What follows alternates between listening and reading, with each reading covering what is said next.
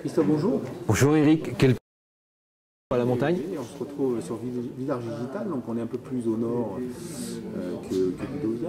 Ouais. D'ailleurs, je me pose une question, est-ce qu'il y a une relation entre numérique et montagnard? C'est possible. Ouais. Ah oui, on est un peu isolé, donc voilà. Du coup on a besoin de numérique, pour prendre la hauteur en même temps. Tu nous as expliqué un peu que la révolution numérique en marche dans le monde de la formation et de l'éducation, c'était ça? C'était quoi ça?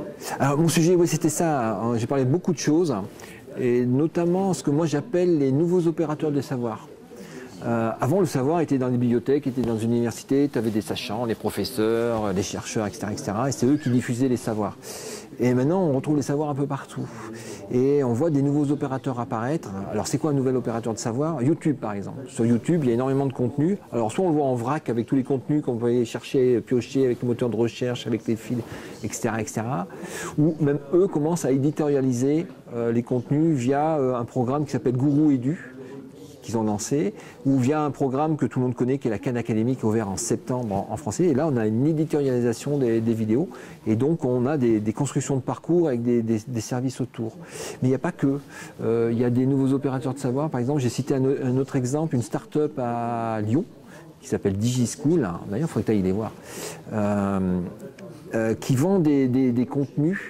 Alors c'est collège-lycée, alors c'est des tests pour le bac, des corrections d'examen, des fiches de révision, des choses comme ça, mais ils vendent énormément de contenu sur des supports mobiles, tablettes, smartphones, pour les jeunes, ils achètent.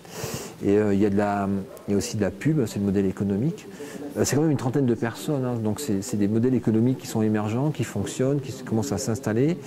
D'ailleurs, ils ont fait un appel d'offres aux enseignants, je fais de la pub.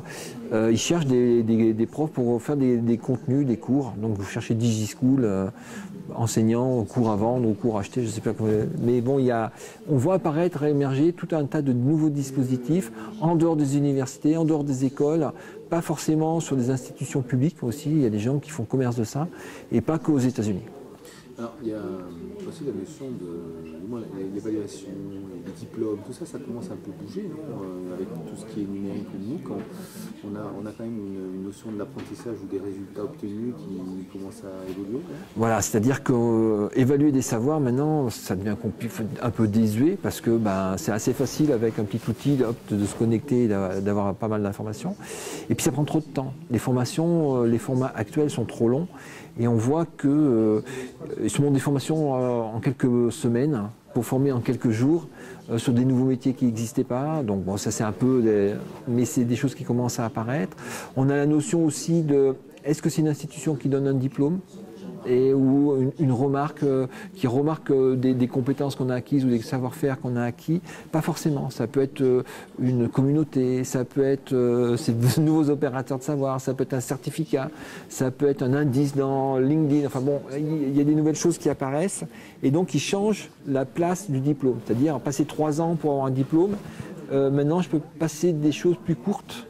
Alors qui ne donnera pas un savoir académique, qui ne donnera pas une culture aussi étendue, mais qui me donnera des compétences dans un domaine précis. Et je pourrais le montrer et être validé par une communauté, par un MOOC, par un dispositif, etc. etc. Donc ça, c'est des choses, c'est la désacralisation des diplômes qui est en train d'arriver. Alors pour l'instant, c'est quelques pourcents d'étudiants, c'est plus sur la formation continue, mais il y a des processus qui sont en train de se mettre en place, ou même des badges sur des sites comme la Code Academy, où on sait, j'ai fait tant de badges, j'ai fait tant de leçons, j'ai progressé de temps, etc. etc. Alors Christophe Battier, c'est aussi quelqu'un qui gère une plateforme, oui. Ton service, et tu as une bonne analyse des évolutions de ce que font les enseignants, ce côté enseignant sur une plateforme. Est-ce que les usages progressent? Est-ce qu'on a des ressources? Est-ce qu'on a du contenu qui commence à être conséquent? Alors j'ai montré quelques chiffres ce matin sur nos usages à nous dans mon université pour 2500 profs. On a dépassé le million de fichiers déposés en ligne.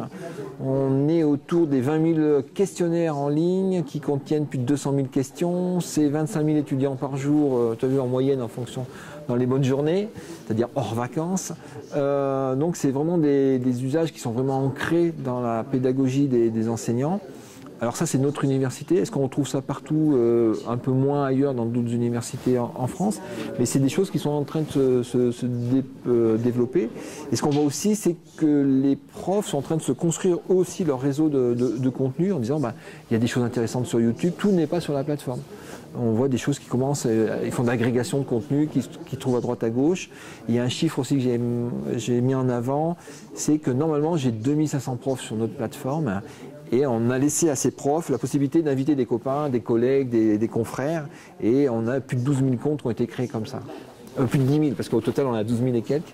Donc il y a plus de 10 000 comptes qui ont été créés sur invitation des profs de notre université pour partager la co-construction de leurs cours. Donc ça aussi, c'est assez important, quoi, parce que ça fait 5 fois plus que le nombre normal de profs qu'on devrait avoir sur notre plateforme.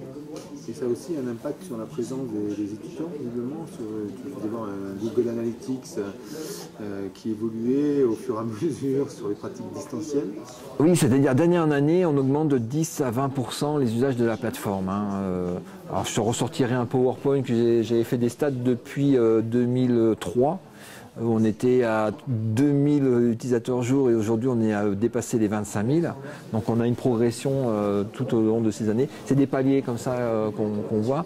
Et aujourd'hui, il y a plus d'étudiants qui se connectent à la plateforme que d'étudiants qui viennent sur le campus. Et ça vient vraiment en complément pour des activités d'une université, en complément de ce qui se passe sur le campus. Et donc on commence à avoir des scénarios de classe inversée, ou de MOOCs servant de support de classe inversée qui sont en train de se construire, où les gens, c'est quand même compliqué de scénariser, pour un enseignant, de scénariser sa formation en dehors du présentiel synchrone. C'est-à-dire, je suis devant mes étudiants, je leur parle, et je vais faire différemment. Et ça demande un travail de scénarisation. C'est pas dans la culture des enseignants, c'est pas dans leur savoir-faire. Donc il faut le mettre en place, et il faut le déployer. Mais on commence à avoir des trucs sympas sur les classes inversées, sur les MOOC, etc. Donc plein de chantiers pour l'avenir. Ah ça manque pas. Et voilà.